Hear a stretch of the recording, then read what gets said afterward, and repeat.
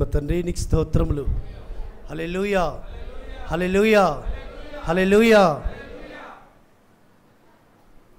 పరమ తండ్రి సన్నిధిలో ఈ పస్కాను పవిత్ర పండుగ దినంలో మహావిశ్రాంతి దినము. ఇది మనకు మహావిశ్రాంతి దినం, హై సబ్బాత్. కాబట్టి ఆయన సన్నిధిలో మనము రాత్రి కాలశంలో రొట్టె ద్రాక్షరసం తీసుకున్నాం. ఆ రొట్టెను ద్రాక్షరసం తీసుకుంటున్నప్పుడు ఒకటి మనల్ని పరమ తండ్రి సెలవిచ్చాడు. ఏమి జ్ఞాపకం చేసుకోమన్నాడు? ఆయన మరణాన్ని జ్ఞాపకం చేసుకోండి. ఆయన మరణాన్ని మనము జ్ఞాపకం చేసుకోవాలి. ఇది జ్ఞాపకార్థ రాత్రి అంటాడు. ఏమి జ్ఞాపకం చేసుకోవాలి? ఆయన మరణము, యెహోషువ యొక్క మరణాన్ని మనం జ్ఞాపకం చేసుకోవాలి. ఆ మరణంలో ఆయన పొందిన శ్రమలు, ఆయన అనుభవించిన శ్రమలు మనం జ్ఞాపకం చేసుకుంటే ఆ పరమ తండ్రి యొక్క పరిపూర్ణమైన ప్రేమ, ఆయన పరిపూర్ణమైన వాత్సల్యత మనకు అర్థమవుతూ వస్తుంటుంది. ఇంతవరకు సహోదరుడు ఏలియా బ్రదర్ చెప్తూ వచ్చాడు. యెషయా గ్రంథము 53వ అధ్యాయము. నాకు యెషయా గ్రంథం అంటే ఇష్టం. అందులో స్పెసిఫిక్గా ఈ అధ్యాయం అంటే ఇష్టం. ఎన్నోసార్లు చదువుతుంటాను, దీన్ని ఎన్నోసార్లు ధ్యానిస్తుంటాను. నా కనబడుతుంటుంది. కళ్ళు మూసుకుంటే ఈ అధ్యాయం అంతా కూడా నాకు కనబడుతుంటుంది. ఈ అధ్యాయం యొక్క స్థితిగతులు సంపూర్ణంగా పరమతని సన్నిధానంలో నేను ఎక్కువగా ఉపవాస ప్రార్థనలు ఉన్నప్పుడు ధ్యానిస్తూ వస్తుంటాను. పరమ తండ్రి యొక్క మరణమును జ్ఞాపకం చేసుకుంటుంటాను. ఎందుకు అంటే ఇందులో ఒక మాట రాయబడింది. అది చదువుకొని మనం ముందుకు వెళదాం. యెషయా గ్రంథము 53వ అధ్యాయము 10వ వచనములో చదువుకున్న తర్వాత మనం ప్రార్థన చేసుకుందాం. డానియల్ బ్రదర్ ప్రార్థన చేయాలని కోరుతూ వస్తుంటున్నాను. యెషయా 53:10. అతని నలగొట్టుటకు యెహోవాకు ఇష్టమాయెను, ఆయన అతనికి వ్యాధి కలుగజేసెను. అతడు తన్ను తానే అపరాధ పరిహారార్థ బలి చేయగా అతని సంతానము చూచును. అతడు దీర్ఘాయుష్మంతుడుగును, యెహోవా ఉద్దేశము అతని వలన సఫలమగును. అతని నలగొట్టుటకు యెహోవాకు ఇష్టమాయెను. ప్రార్థన చేసుకుందాం.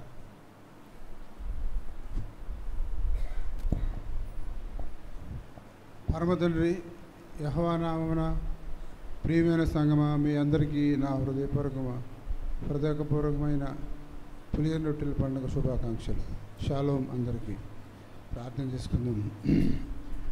పరిశుద్ధుడా పరిశుద్ధుడా పరలోకమందున్న మా ఎలోహిం, ప్రేమ కృప వాత్సల్యము గలవారు మీరు, దయగలవారు, ప్రేమ గలవారు, కృప గలవారు. నాయన, మీ వంటి వారు ఎవరూ లేరు తండ్రి. మీరు మా తండ్రి. మేము మీ బిడ్డలై ఉన్నందుకు మేము ధన్యులము నాయన. నాయన, ఈ దినము నాయన మహావిశ్రాంతి దినంలో ప్రవేశించున్నాము. గడిచిన రాత్రి నాయన మీరు ఏర్పరిచిన ఆ దినము నాయన మీకు అంగీకారముగాను మీకు ఇష్టమైనదిగా జరిగినదని చాలా సంతోషిస్తున్నాం ప్రభా. మీరు ఏర్పరచుకున్న సంఘమును మీరు ఎల్లప్పుడూ మీ కుడిహస్తం చేత కాపాడుతూనే ఉన్నారు. మీకు వందనములు తండ్రి. నాయన, గడిచిన కాలమంతా మీ కృపలో మీరు ఏర్పరచుకున్న సంఘమును క్షేమంగా కాపాడిన ఎలోహిం మీకు అనేక వందనములు చెల్లిస్తున్నాం నాయన. ఇది మహావిశ్రాంతినం.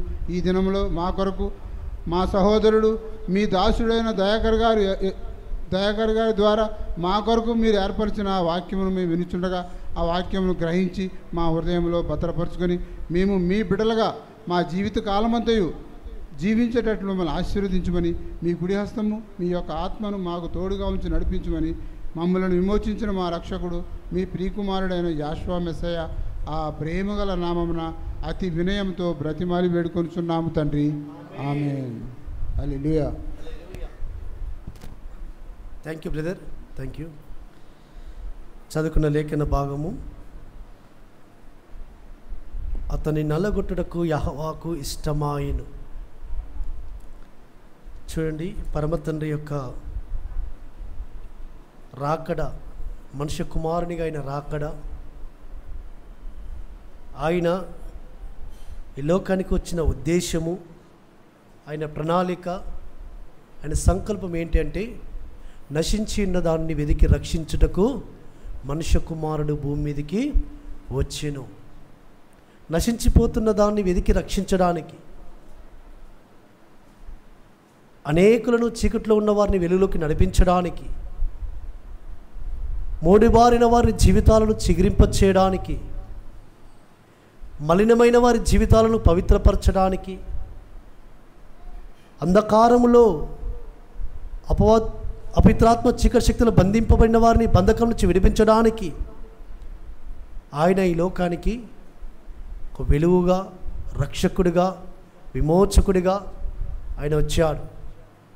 ఆయన వచ్చిన ఉద్దేశం ఏంటంటే, ఆయన స్పష్టంగా ఆయన చెప్తూ వచ్చాడు, నేను పాపులను పిలువవచ్చి తిని కానీ నీతిమంతులను పిలువ రాలేదు అంటూ వచ్చాడు.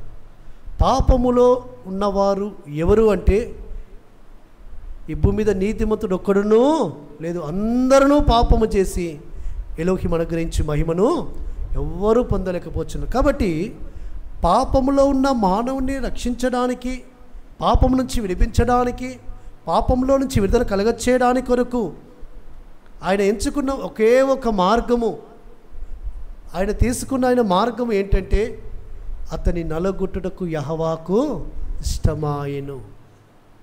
యాషువా మెస్సయ్య నలగొట్టబడము, యాషువా మెస్సయ్య ఆ విధంగా ఈ అధ్యాయమంతా చదువుతున్న అధ్యాయమంతా కూడా మీరు సరి మీ గృహాలకు వెళ్ళిన తర్వాత చదవండి, దాన్ని చదవండి. ఆయన స్వరూపమైనను సొగసైనను లేనివాడాయను. చూడండి, మన స్వరూపము, మన రూపము ఈ విధంగా ఉంది. కొంచెం మన యొక్క ముఖం మీద యాసిడ్ పడితేనో, కొంచెం మన ముఖం మీద ఏదో మురికి అంటితేనో, మన ముఖం మీద ఏదైనా కొంచెం గాయమైతే, లేకుంటే ఏదైనా ఘాట్లు పడితే మన ముఖం చూసుకుంటామా? మనం ఇష్టపడతామా? లేదా మన జీవిత పాలిభాసుల యొక్క ముఖాలు ఆ విధంగా గాయముల వల్ల, దెబ్బల వల్ల, యాక్సిడెంట్ల వల్ల కొంచెం అందవికారంగా ఉంది. మన ముఖం చూస్తామా? చూడడానికి ఇష్టపడతామా? రకరకాల ప్లాస్టిక్ సర్జరీలు ఉన్నాయి, ప్లాస్టిక్ సర్జరీకి ట్రై చేస్తాం. కానీ మన రక్షకుడిని యెహోవా మెస్సయ్య ఎవరి కొరకు ఆయన తన స్వరూపమంతా కోల్పోయాడు, ఎవరి కొరకు ఆయన సొగసునంతా కోల్పోయాడు, ఎవరి కొరకు ఆయన వ్యాధిని అనుభవించిన వాడిగా అవుతూ వచ్చాడు, ఎవరి కొరకు అయినా తన యొక్క స్థితిని ఏ విధంగా ఉంటూ వచ్చిందంటే, మనుషుల చేత విసర్జింపబడిన వాడిగాను, వ్యాధిని అనుభవించిన వాడిగాను, వ్యసనాక్రాంతుడుగాను ఆయను నిశ్చయముగా అతడు మన రోగములను భరించెను. పరమతండ్రి మన పాపముల కొరకు, మన దోషముల కొరకు, మన అతిక్రముల కొరకు ఆయన ఈ లోకములో స్వరూపము లేనివాడిగా, సొగసైనను లేనివాడిగా, వ్యాధిని అనుభవించిన వాడిగా ఆయన ఈ లోకములో మన కొరకు, మన పాపముల కొరకు ఆయన మనుషుల చేత విసర్జింపబడిన వాడిగా అవుతూ వచ్చాడు. కాబట్టి ఈ పస్కా పండుగ మన జీవితాలలో ఎందుకు ఇవ్వబడింది అంటే, యెహోవా మెస్సయ్య మ్రానులో ఆయన స్వరూపమును మనము చూస్తూ వస్తుంటున్నప్పుడు, ఆ స్వరూపములో నలగొట్టబడిన యాషువా యొక్క స్వరూపము, ఆ నలగొట్టబడిన ముఖము, ఆ కార్చబడిన రక్తము, ఆ స్వరూపము ఆ విధంగా అయ్యింది. కాబట్టి ఈ దిన మనం ఈ స్వరూపంలోకి మనం ఉన్నాము సుమా. పరమ తండ్రి నీకు స్తోత్రం, పరమ తండ్రి నీకు స్తోత్రం.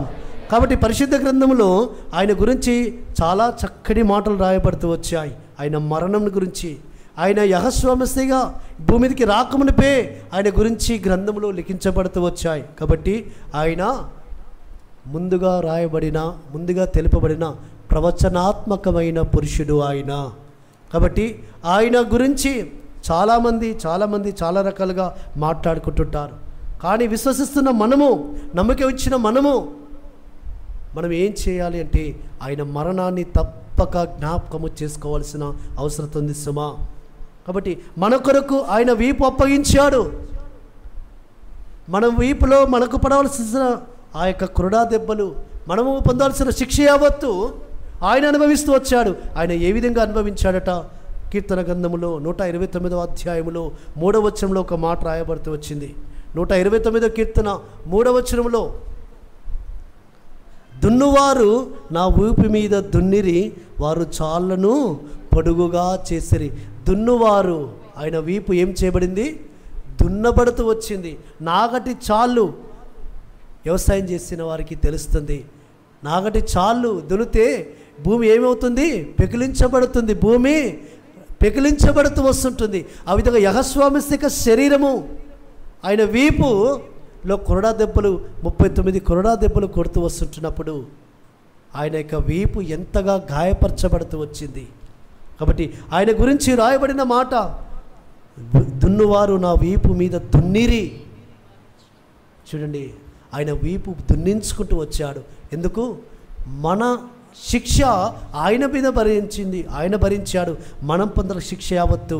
కాబట్టి అందుకే నిశ్చయముగా అతడు ఏం చేయబడ్డాడట? ఆ యొక్క మాటలో యెషయా గ్రంథం 53వ అధ్యాయంలో అది అలాగే ఉంచుకొని చక్కని మాటలు మన కొరకు పరమ తండ్రి ఈ దినమున మనకిస్తూ వస్తుంటున్నాడు. చూడండి, మన అతిక్రమ నిమిత్తం 5వ వచనంలో, మన అతిక్రమ క్రియలను బట్టి అతడు గాయపరచబడెను, మన దోషను బట్టి నలుగగొట్టబడెను.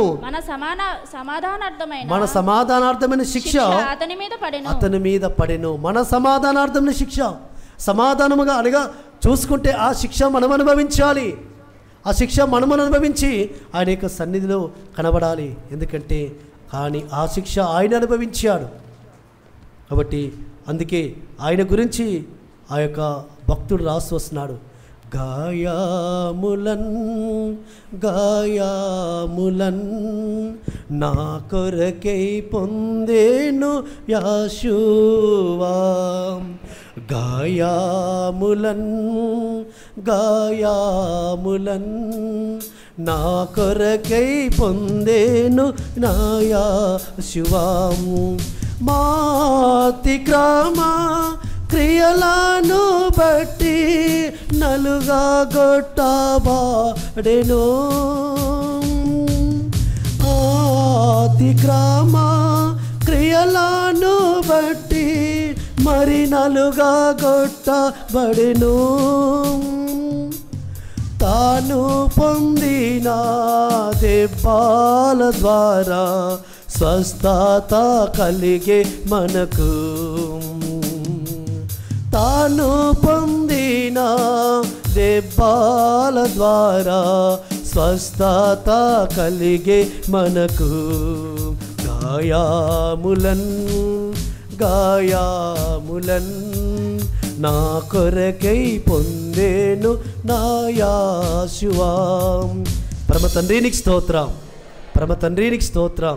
కాబట్టి ఆ గాయములన్నీ కూడా, ఆ వీపు మీద నాగటి చాల వల్లే దున్నబడిన ఆ గాయములన్నీ కూడా అది ఎవరి కొరకు?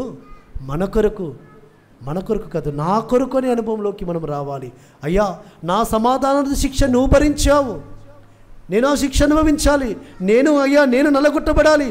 కానీ నా స్థానంలో నీవు శిక్ష అనుభవించావు, నా కొరకు నలగొట్టబడుతూ వచ్చావు తండ్రి. ఈ దినము ఆయన యొక్క మరణాన్ని జ్ఞాపకం చేసుకోవాల్సిన దినము. ఆయన మరణము యొక్క ఆ స్థితిని మనం జ్ఞాపకం చేసుకుంటుంటే మనము ఈ దినం రక్షింపబడడానికి, ఈ దినంలో మనము ఆయన సన్నిధిలో నిలబడడానికి, ఈ స్థితిలో మనం ఉండడానికి కారణమైన ఆ యొక్క బలియాగాన్ని మనం గుర్తు చేసుకుంటే ఆ ఉన్నతమైన ఆ బలియాగము మన జీవితాల్లో సార్థకమవుతుంది. అది మనకు ఆశ్చర్యకరంగా మార్చబడుతుంది. కాబట్టి ఏంటట? ఆయన మన నిమిత్తము నలగొట్టబడెను.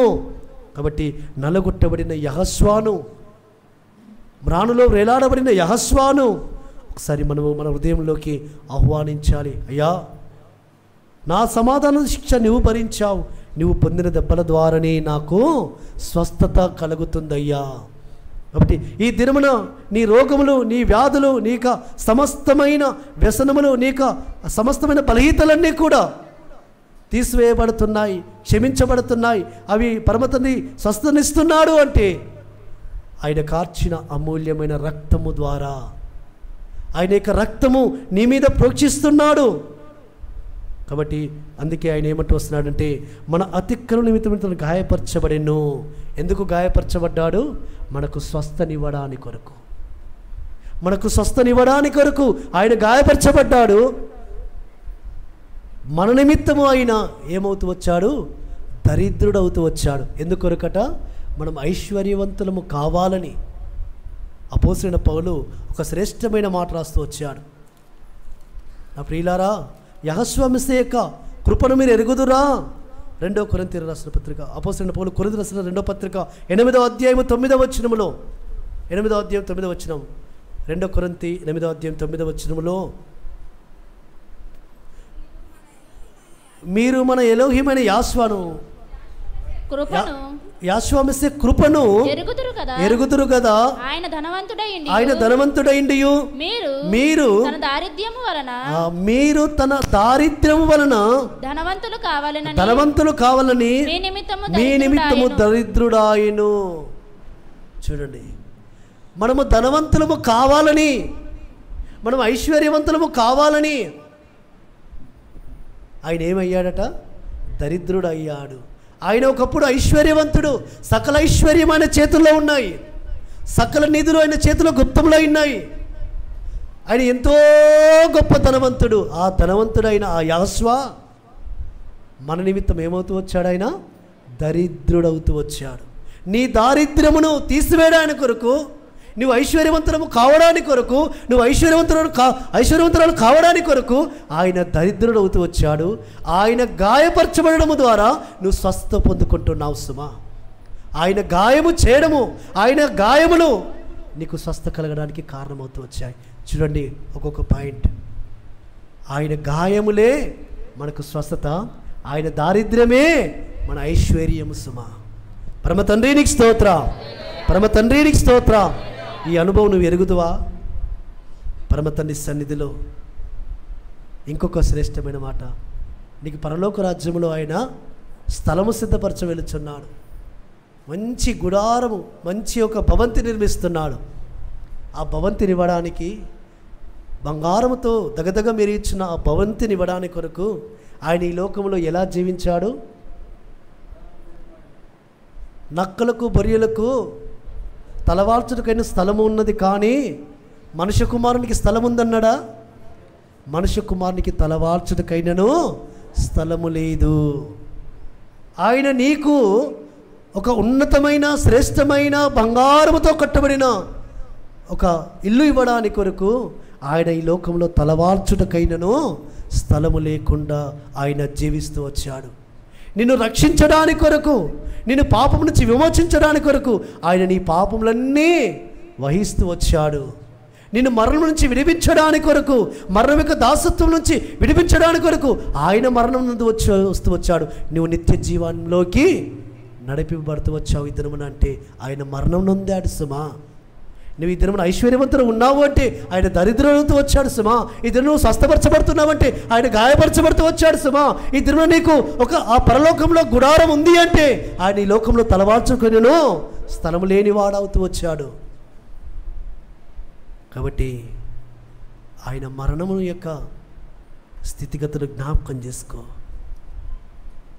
యెహోవా మెస్సీయ కృపను మీరు ఎరుగుదురా?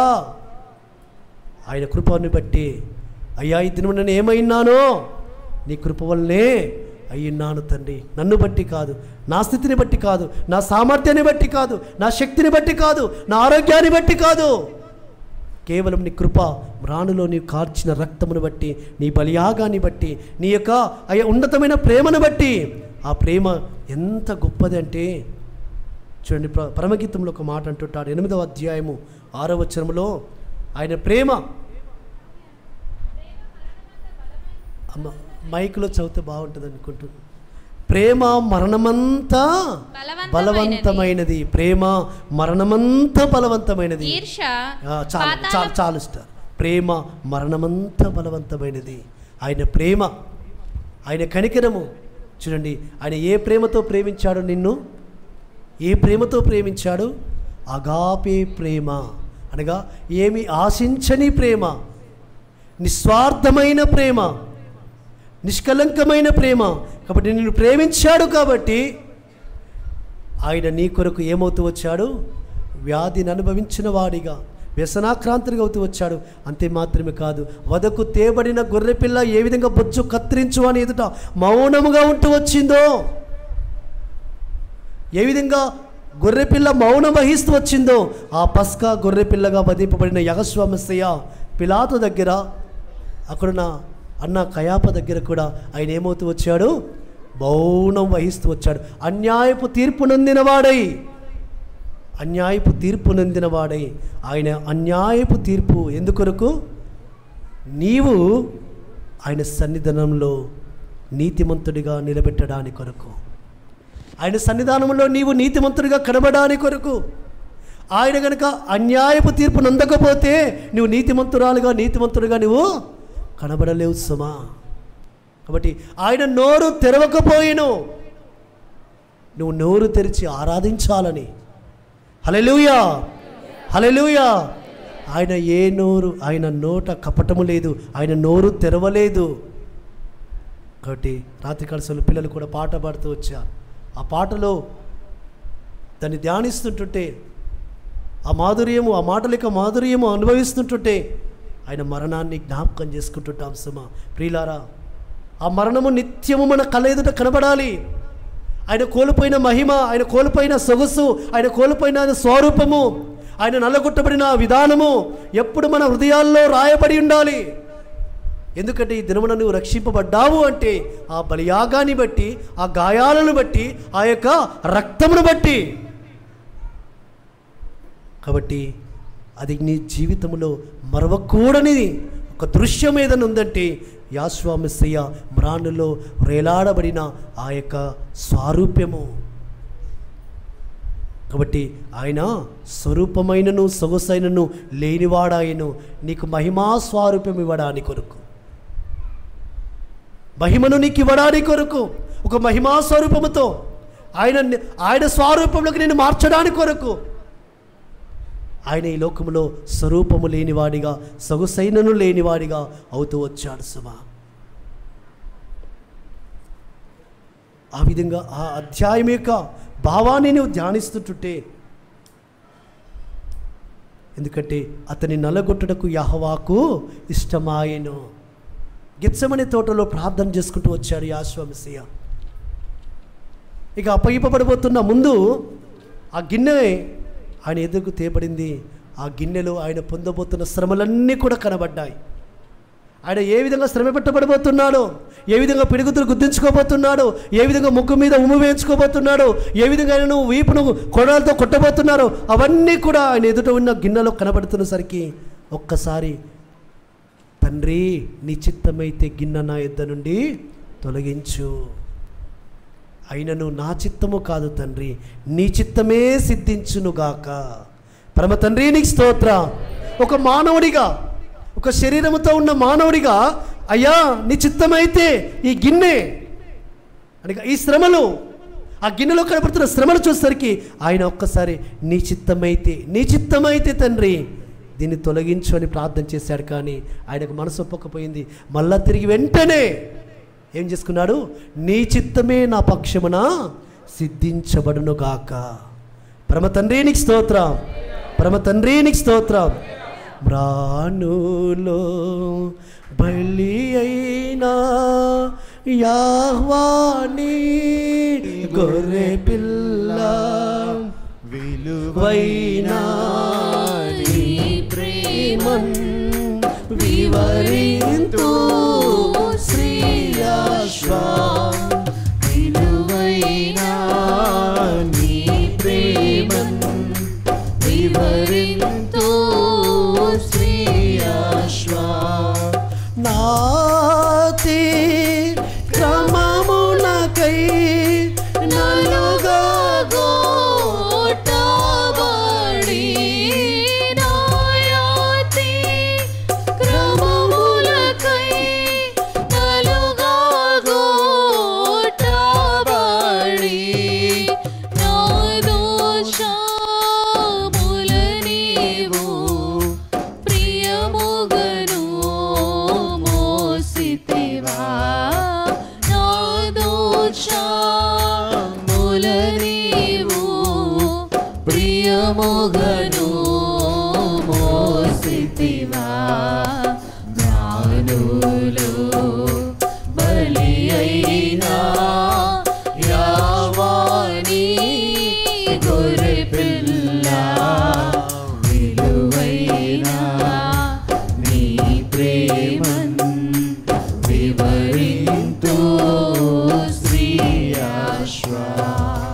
విలువైన నీ ప్రేమను వివరింతు శ్రీయాశ్వా. పరమ తండ్రి నీకు స్తోత్ర. కాబట్టి మ్రానులో బలి అయిన యెహోవాను మనం జ్ఞాపకం చేసుకోవాలి, నిరంతరము జ్ఞాపకం చేసుకోవాలి. మరీ ముఖ్యముగా ఆయన బలియాగమైన ఈ పెసహ పండగ దినమున మరి అధికముగా జ్ఞాపకం చేసుకోవాలి సుమా. కాబట్టి నీ అతిక్రమల నిమిత్తమై, నీ దోషముల నిమిత్తమై నువ్వు శిక్ష అనుభవించలేదు, ఆయన శిక్ష అనుభవించాడు అని ఒకసారి జ్ఞాపకం చేయడానికి ఆ పరిశుద్ధాత్మ తండ్రి నీకు మరొకసారి గుర్తు చేసి వస్తుంటున్నాడు. ఆయనను గురించి రాయబడుతున్న మాటలు ఒకసారి చూసుకుందాం. ఇంకా ఆయన యొక్క గురించి రాయబడిన మాటలు ఒకసారి 42వ కీర్తనలో ఒక మాట మాట్లాడుతూ వచ్చాడు. కీర్తన 42వ అధ్యాయము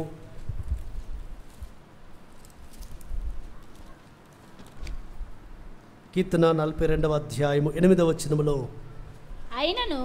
అయినను పగటి వేళ కీర్తన 40వ అధ్యాయం 48 40వ అధ్యాయం 8వ వచనములో నా యెహోవా నీ చిత్తము నెరవేర్చుట నాకు సంతోషము. నాకు సంతోషము. నీ చిత్తము నెరవేర్చుట, ఆయన చిత్తము, ఎలోహిం చిత్తము ఏంటిది? ఆయన నలగొట్టబడము. ఈయన చిత్తం నెరవేర్చుకోవడానికి ఈయన రాలేదు. శరీరధారిగా ఉన్న, మనుష్య కుమారుడిగా ఉన్న, రక్త మాంసములతో ఉన్న యెహోవా మెస్సీయ చిత్తము కాదు అక్కడ నెరవేర్చబడము. అయ్యా గిన్నె నా ఎదురు తొలగించు అన్నాడు, కానీ అది ఆయనకు ఇష్టము కాదు. ఏది ఇష్టము? యెహోవా అతను నలగొట్టుటకు ఇష్టమాయను. కాబట్టి అతను నలగొట్టబడము యెహోవాకు ఇష్టమాయను. ఎందుకొరకు నలగొట్టబడ్డాడు? మన పాపముల కొరకు ఆయన నలగొట్టబడ్డాడు. మనము వికసించడానికి కొరకు, మనము వర్ధిల్లడానికి కొరకు, మనము ఆస్వాదింపబడిన వారి కొరకు, మనము నిత్య మహిమలో చేరడానికి కొరకు. కాబట్టి ఆయన నలగొట్టబడిన ఆ స్వరూపముతో ఈ దినమున కనబడుతున్న యెహోవా ఆయన నీకు నాకు ఏమవుతూ వచ్చాడు? మాదిరి అవుతూ వచ్చాడు. ఒక మాదిరి.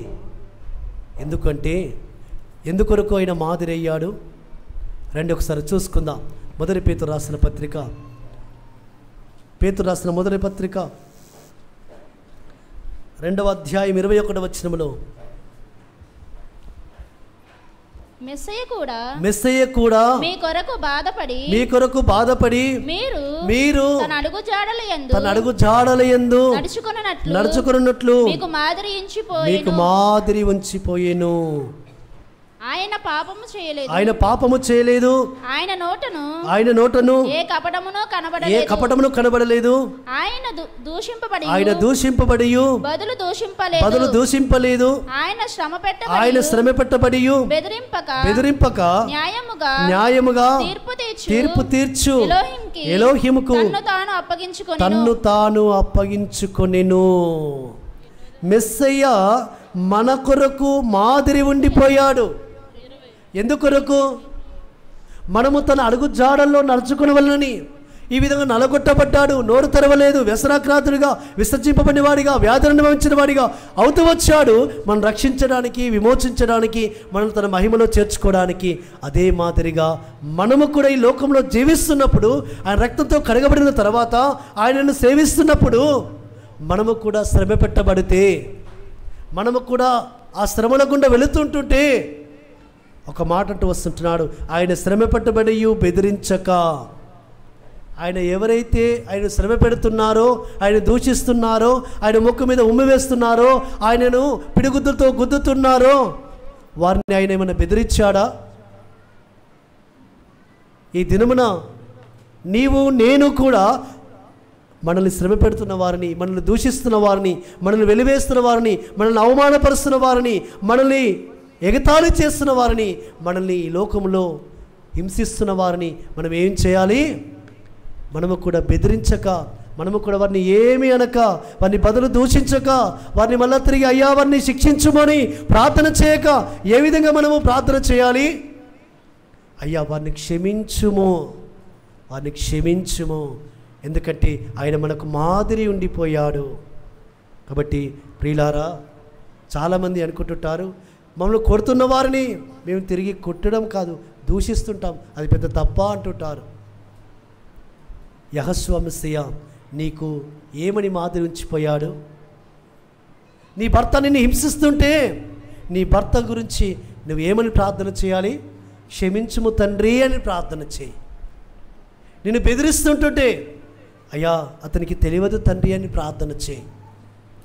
కానీ చాలామంది వారి కుటుంబ వ్యవహారాలలో, వారి యొక్క కుటుంబ యొక్క గొడవలలో ఏమనుకుంటుంటారంటే వారి భర్త వాళ్ళని హింసిస్తేసరికి ఆ భర్త యొక్క దూషిస్తారు, శపిస్తారు. లేకుంటే భార్య హింసిస్తుంటే భర్త ఏం చేస్తుంటాడు? అమ్మ ఈమెతో పడలేకపోతున్నాను అని అలాంటి ఆ మాటలతో ఆమెను గాయపరుస్తూ వస్తుంటారు. కాబట్టి యెహోషువ మెస్సియా తాను కలిగిన మనసు నీకు కలిగి ఉండాలని ఈ పస్కా పండుగ దినమున నీతో మాట్లాడుతూ వస్తుంటున్నాడు.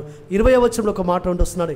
తప్పుదమునకై దెబ్బలు తినినప్పుడు మీరు సహించిన ఎడల మీకేమి ఘనము? మేలు చేసి బాధపడినప్పుడు మీరు సహించిన ఎడల అది ఎలోహింకి హితమగును. ఇందుకు మీరు పిలువబడితిరి. పరమ తండ్రి నీకు స్తోత్రం. కాబట్టి ఎందుకొరకే మీరు పిలువబడ్డారు? ఎందుకొరకు ఏర్పరచబడ్డారు? ఎందుకొరకు రక్షింపబడ్డారు? ఎందుకొరకు ప్రత్యేకపరచబడ్డారు? తప్పిదములకే దెబ్బలు తిరిగినప్పుడు కాదు, మీరు మేలు చేసి మీరు శ్రమ పెట్టబడితే, మీరు మేలు చేసి హింసింపబడితే, మీలో ఏ తప్పిదము లేకపోయినా మీరు బాధ పెట్టబడితే అప్పుడు అది మీకు ఆశీర్వాదకరంగా మార్చబడుతుంది, అది మీకు దీవెనకరంగా మార్చబడుతుంది.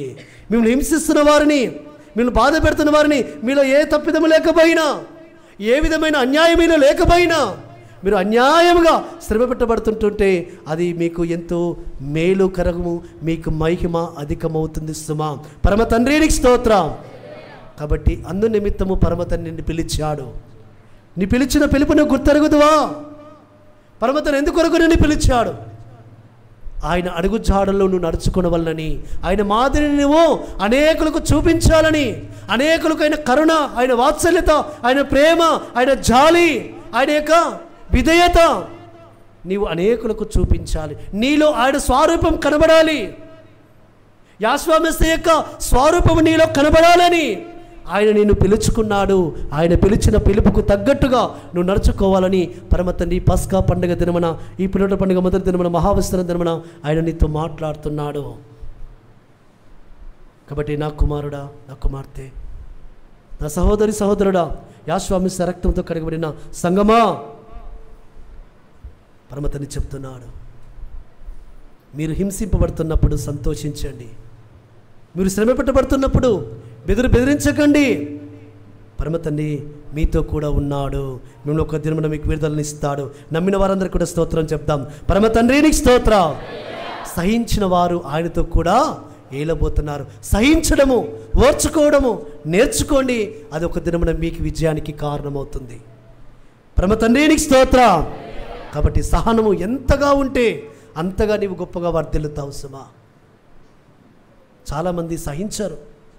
నన్ను ఇంత మాట అంటుందా నా భార్య, నన్ను ఇంత మాట అంటున్నా నా భర్త, నేను ఇంతగా ఆయన శ్రమ పెడుతున్నాడు, ఇంతగా నేను పని చేస్తున్నాను, ఇంట్లో పని చేస్తున్నాను, బయట పని చేస్తున్నాను అని అనుకుంటుంటాం. కానీ అతని నలగొట్టుటకు యెహోవాకు ఇష్టమాయను. నేను శ్రమ పెట్టడం యెహోవాకు ఇష్టమైందేమో. పరమ తండ్రి నీకు స్తోత్రం.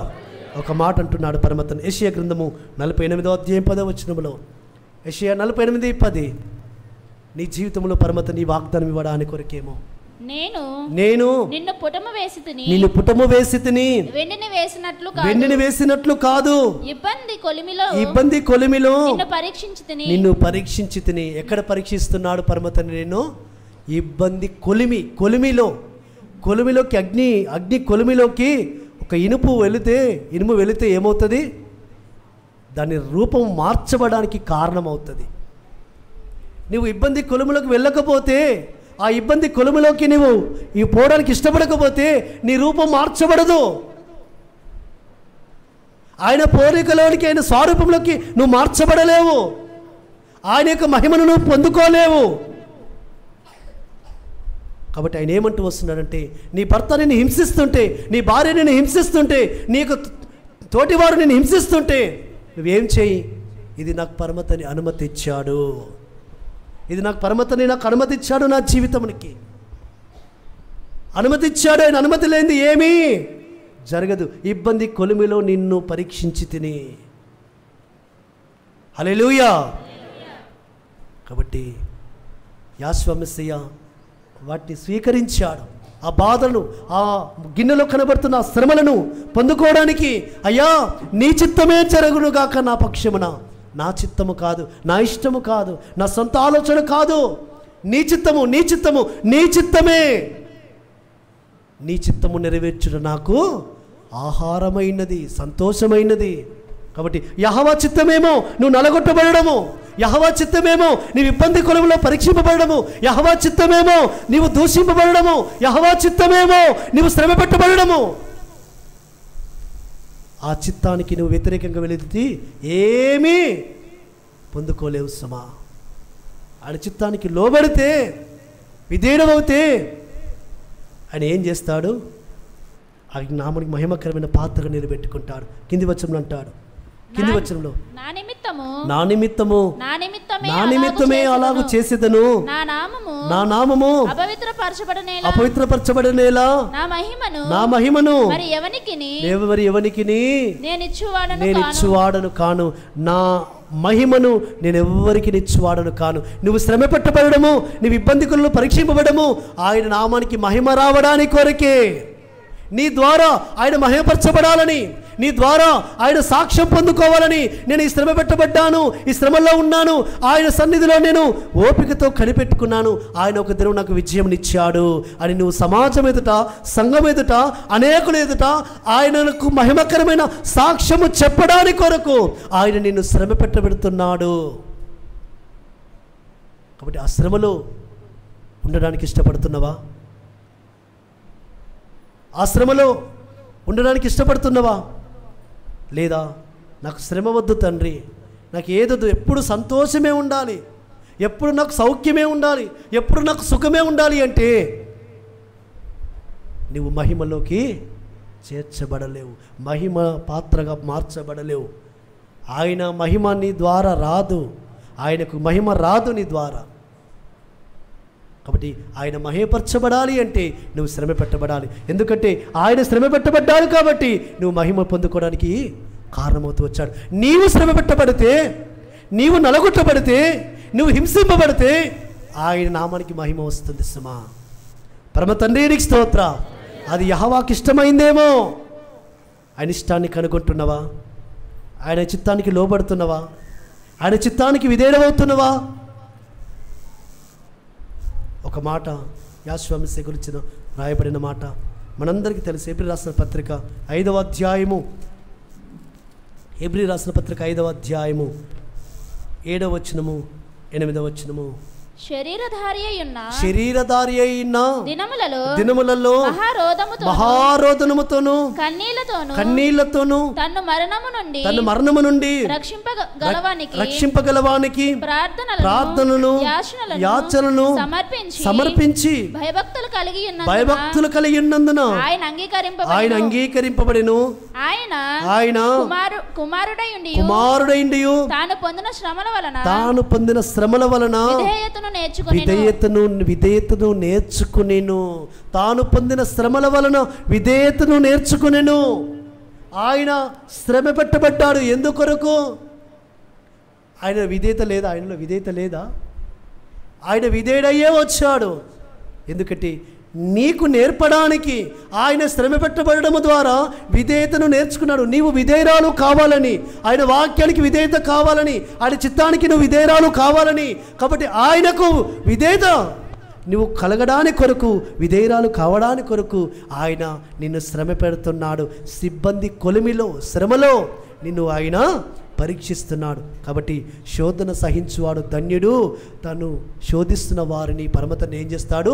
విడిపించుటకు ఆయన సమర్థుడు. నువ్వెంత భరిస్తావో, ఎంత నువ్వు భారం భరిస్తావో, ఎంత శ్రమ అనుభవిస్తావో, ఏ విధంగా నువ్వు దాన్ని తట్టుకుంటావో ఆయనకు తెలుసు. ఎంతవరకు నువ్వు దాన్ని భరిస్తావో, నీవు ఎంతవరకు భరింపగల సామర్థ్యం ఉందో ఆయనకు తెలుసు సుమా.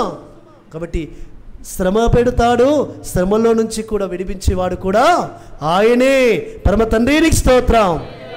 కాబట్టి అంతవరకు ఆ తగిన సమయం వచ్చేంత వరకు ఆయన బలిష్టమైన చేతుల కింద దీన మనస్కులమై వెళితే ఆ పరిశుద్ధాత్మ తండ్రి నీ ద్వారా మహేపరచబడతాడు. నా సహోదరి సహోదరుడా, యాశ్వామిస్య రక్తంతో కడగబడిన ప్రేమైన సహోదరుడా, పరమ తండ్రి నీకు నేర్పుతున్న పాఠం ఏంటంటే ఆయన నలగొట్టబడ్డాడు. ఎందుకొరకు అంటే నువ్వు రక్షింపబడానికి. ఈ దినమున పరమ తండ్రి నిన్ను శ్రమ పెడుతున్నాడు అంటే ఆయన నామానికి మహిమ రావడానికి నీ ద్వారా. కాబట్టి అయ్యో నా భర్త నన్ను సరిగా చూసుకోవడం లేదు, అయ్యో నా భార్య నన్ను గౌరవించడం లేదు, నా భార్య నన్ను ప్రేమించడం లేదు, అయ్యో నా పిల్లలకు లోబడడం లేదు, అయ్యో నా తల్లిదండ్రులు ఈ రక్షణలోకి నా రాలేదు.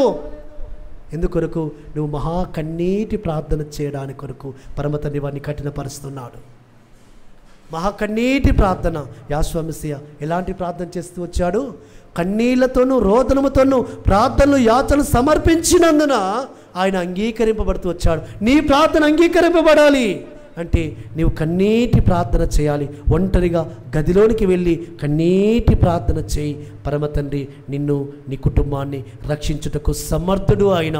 పరమ తండ్రి నీకు స్తోత్రం. కాబట్టి నువ్వు కన్నీరు కారుస్తే రేపటి దినంలో నీ బిడ్డలు కన్నీరు కార్చే స్థితిలో ఉంచాడు.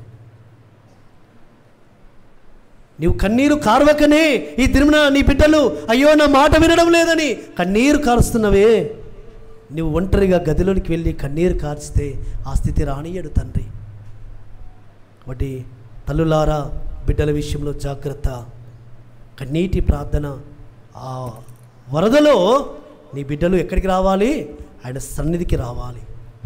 నీ కన్నీటి ప్రార్థన వరదలో నీ బిడ్డలు, నీ కుమారులు, నీ కుమార్తెలు, లేదా నీ జీవిత పాలిభాగస్తులు ఆయన సన్నిధికి వచ్చి కూర్చోవాలి. వాళ్ళు నీ కన్నీళ్లను ఆయన కవిలిలో దాచుకుంటాడు, ఆయన బుడ్డిలో దాస్తాడు సుమా. కాబట్టి నీ కన్నీటి ప్రార్థన, ప్రతి కన్నీటి చుక్క ఆయన సన్నిధిలో లిఖించబడుతుంది సుమా. నువ్వెంతగా కన్నీటి ప్రార్థన చేస్తున్నావు ఈ దినమున మనం నేర్చుకొని వెళదాం. ఒకటి, కన్నీటి ప్రార్థనకు జవాబు రాక మానదు సుమా. కన్నీటి ప్రార్థనకు ఆలస్యం అవుతుందేమో కానీ అలక్ష్యమో చేయడు. ఆయన నిలబడి ఉన్నాడు నీకు శ్రేష్టమైనది ఇవ్వడానికి కొరకు, శ్రేష్టమైన స్థితి నీకు కలిగించడానికి కొరకు. ఆయన ఆలస్యం చేస్తాడు ఎందుకంటే నిన్ను ఉన్నతంగా నిలబెట్టడానికి కొరకు. యెహోవా కొరకు కనిపెట్టుకుని వారు ధన్యులు. ఆయన కొరకు కనిపెట్టుకోనండి, ప్రార్థన చేయండి. నీ కుటుంబ రక్షణ కొరకు, నీ జీవిత పాలిభాస రక్షణ కొరకు, నీ పిల్లల రక్షణ కొరకు, ఒకవేళ వారు రక్షింపబడే స్థితి వచ్చేంత వరకు నీవు కన్నీటి ప్రార్థన చేయాలని ఆయన సంకల్పమేమేమో, ఆయన చిత్తమేమో అది కనిపెట్టుకుంటే ఆ పరమ తండ్రిని నువ్వు ఉన్నతముగా చూస్తావు. కాబట్టి నా ప్రియులారా, పరమ తండ్రి ఈ దినం నీతో నాతో మాట్లాడుతున్నాడు. ఆయన నలగొట్టబడ్డాడు ఎందుకొరకంటే మనం రక్షింపడానికి, మనము శ్రమ పెట్టబడము ఆయన నామానికి మహిమ వస్తుంది. అట్టే ఆ శ్రమలను ప్రేమతో స్వీకరిస్తాం. యాశ్వామిస్య శ్రమ ఈ దినమున మనకు పెద్ద అది శ్రమగా కాదు. అపోస్తలుడైన పౌలు అన్నాడు, ఆయన శ్రమలో ఏవైనా కొద్దుగా ఉంటే వాటి నా శరీరమందు నేను భరిస్తున్నాను అంటాడు అపోస్తలుడైన పౌలు. నేను దినదినము మ్రానున వేయబడుతున్నాను, దినదినము చనిపోవచ్చున్నాను అంటాడు. నేను పానార్పణముగా పోయబడుచున్నాను అంటాడు. కాబట్టి ఈ దినమున నీవు కూడా ఆ స్థితికి రావాలని పరమ తండ్రి ఈ పులిటల పండుగ దినమున నీతో మాట్లాడుతున్నాడు. నీ భర్త రక్షణ కొరకు, నీ భార్య రక్షణ కొరకు, నీ బిడ్డల రక్షణ కొరకు, నీ కుటుంబ రక్షణ కొరకు, నీ బంధుమిత్ర రక్షణ కొరకు నిన్ను పరమ తండ్రి శ్రమ పెడుతున్నాడేమో.